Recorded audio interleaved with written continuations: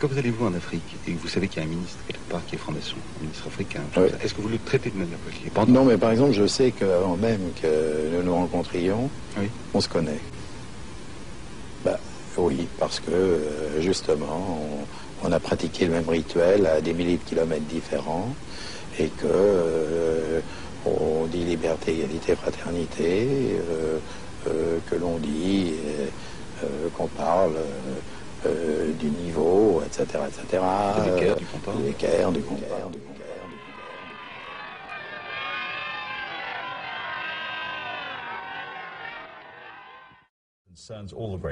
La grande question que se posent toutes les grandes puissances, c'est quand l'Empire ottoman va-t-il s'effondrer? Il est moribond depuis 100 ans. S'il s'écroule, qui aura quoi? Comment sera partagé l'Empire?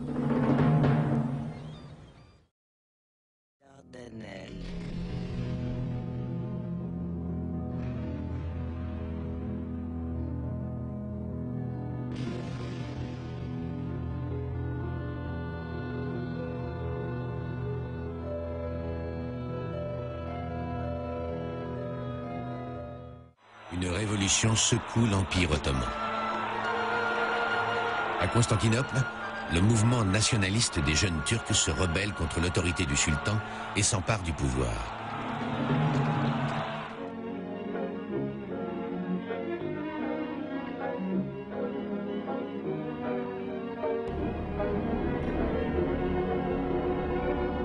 Voici Mustafa Kemal Pacha, président de la République turque.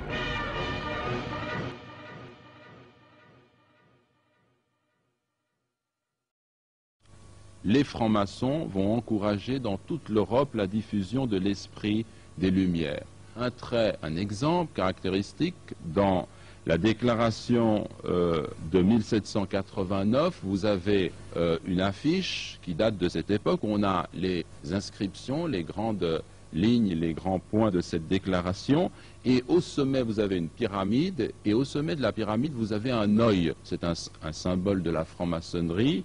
Et cet œil du grand architecte de l'univers représente en fait le culte de la lumière naturelle, c'est-à-dire de la seule raison qui va, elle, dévoiler les vérités universelles. Le 29 octobre 1923, la Grande Assemblée nationale turque proclame la République et élit Mustafa Kemal président. Kemal nomme İsmet Pacha Premier ministre et pour rompre avec l'histoire de l'Empire, fixe la capitale de la Turquie à Ankara. Dernière étape de cette révolution, après avoir supprimé le sultanat, Mustafa Kemal fait abolir le califat le 3 mars 1924. Depuis, le monde musulman n'a jamais retrouvé de direction spirituelle unique. Cette décision provoque des remous en Turquie et dans le monde musulman. À la différence de la suppression du sultanat, la suppression du califat suscite un certain nombre de manifestations qu'il traite à sa manière, c'est-à-dire avec brutalité. Un véritable culte de la personnalité entoure le chef suprême.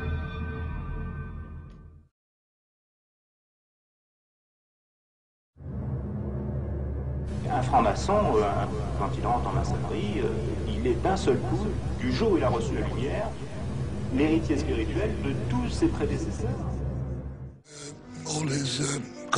Comme tous ses contemporains en Turquie et peut-être ailleurs, il était fortement influencé par le monde occidental. C'était l'idéal de l'époque. C'est comme ça que les gens bien vivaient.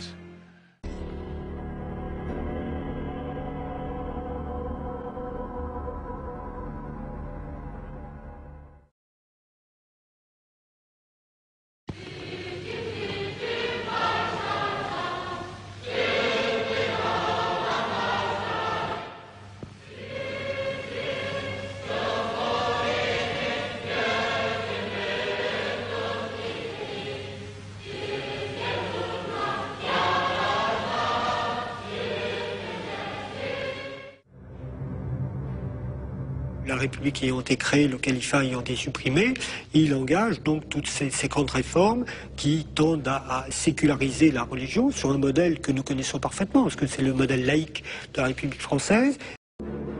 En 1924, Kemal place tous les établissements d'enseignement sous le contrôle de l'État et supprime définitivement les tribunaux religieux.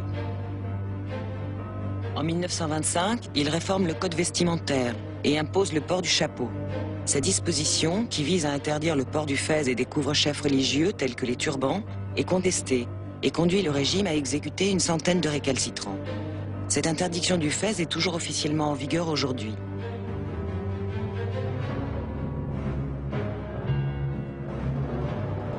La même année, Kemal interdit les confréries qui encadraient la vie de nombreux Turcs et adopte en remplacement du calendrier musulman le calendrier grégorien toujours appliqué aujourd'hui. En 1928, il fait retirer de la Constitution la mention « L'islam est la religion officielle de l'État ». Aucun gouvernement n'est jamais revenu sur cette décision. Aucun pays musulman n'a depuis lors osé aller aussi loin. La même année, il fait dire la prière du vendredi en turc. Toujours en 1928, Kemal fait remplacer l'alphabet arabe par l'alphabet latin. Une commission d'experts préconise l'application de cette réforme en plusieurs années. Kemal décide qu'elle se fera en quelques semaines ou ne se fera pas. L'usage des caractères arabes est interdit et les livres sont réécrits dans le sens qui convient au régime. Cette mesure est la plus radicale et la plus perturbante pour la société turque. Elle consacre la rupture avec le monde arabo-musulman, déjà consommé par la sortie de la Syrie, de la Palestine et de l'Irak, des frontières de la Nouvelle-Turquie, et par l'abolition du califat. En 1932, l'appel à la prière n'est plus lancé en arabe, mais en turc.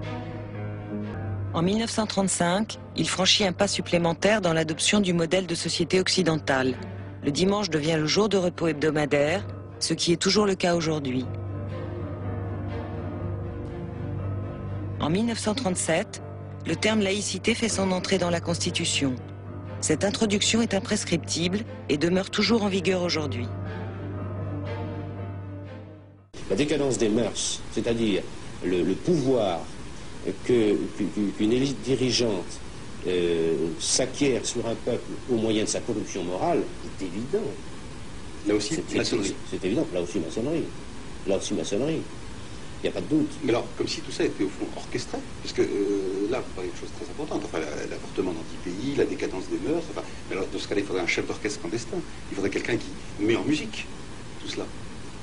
Oui, il y a Ibn Ibritz, la maçonnerie juive. La maçonnerie juive.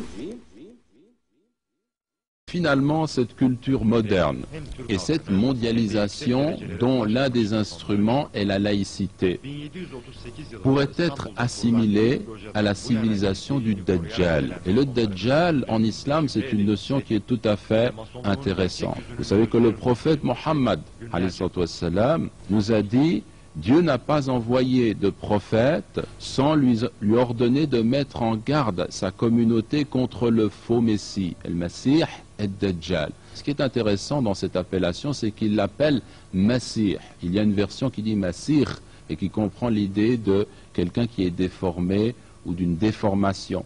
Mais quoi qu'il en soit, on conserve l'idée du Messie, mais c'est un Messie qui est Dajjal. Et ce mot en arabe signifie en fait l'imposteur. L'imposture. Le prophète nous dit, c'est ainsi que Noé et les prophètes après lui reçurent cet ordre. S'ils sortaient parmi vous, ces signes distinctifs cachés ne le seront pas pour vous. Votre Seigneur n'est pas borgne, alors que lui, il est borgne de l'œil droit. C'est une information qui est intéressante, et j'aimerais simplement dire que le Messie Dajjal est réellement une personne. On ne doit pas en douter. Mais cette personne, elle ne va pas tomber comme ça, arriver de cette façon-là. Il y a une civilisation qui prépare en quelque sorte sa venue. Et pour le montrer, j'aimerais vous lire un passage tiré d'un livre de Mohammed Assad, Le chemin de la Mecque, qui est un ouvrage remarquable, où Leopold Weiss, qui est un journaliste juif, montre et trace son histoire, le chemin qui l'a conduit à l'islam, et il a pris finalement le nom de Mohammed Assad. Et il nous cite un passage où il se retrouve avec un bédouin et avec un cheikh où il parle de ce thème. Vraiment, ô frère, demande le jeune bédouin avec vivacité, est-ce vrai que tu as été toi-même un Faranji?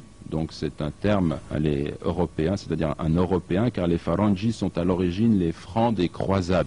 Je fais un signe affirmatif et il murmure. Dieu soit loué, Dieu soit loué. Il guide qui il veut sur la voie droite. Dis-moi frère, pourquoi les Farangis se préoccupent-ils si peu de Dieu? C'est une longue histoire, lui dis-je, et cela ne peut pas s'expliquer en quelques mots. Tout ce que je peux te dire maintenant est que le trompeur et que le monde des Farangi est devenu le monde du Dajjal, le brillant, le trompeur. As-tu déjà entendu parler